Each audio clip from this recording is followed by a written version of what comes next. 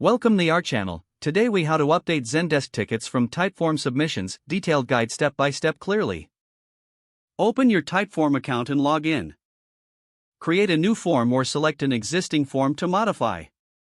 Ensure your Typeform includes all the necessary fields to gather information for Zendesk tickets. Once your form is ready, navigate to the Connect panel on the Typeform builder. Look for the webhooks option and click on it. Enable the webhook feature to allow data to be sent to Zendesk. Next, open a new tab and log in to your Zendesk account. Navigate to the admin panel by clicking on the gear icon in the sidebar. Select API from the options available. Enable the Zendesk API if it is not already activated. Generate a new API token. This will be used for authentication from Typeform to Zendesk. Copy the API token and store it in a secure location. Return to the Typeform tab and locate the URL field to set up the webhook. In the URL field, input your Zendesk endpoint for creating tickets.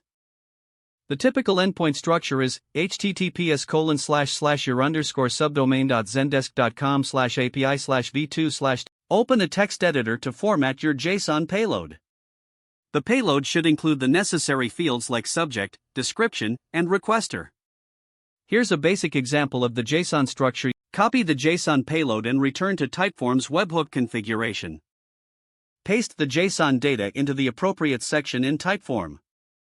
In the headers section, add an authorization header.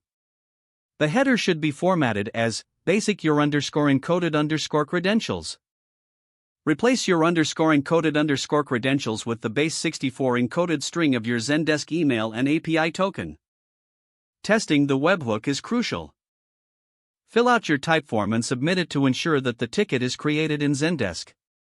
Check Zendesk to confirm that the ticket has been created correctly with the provided information.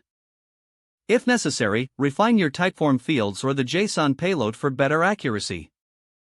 Repeat the submission process to verify consistency and reliability.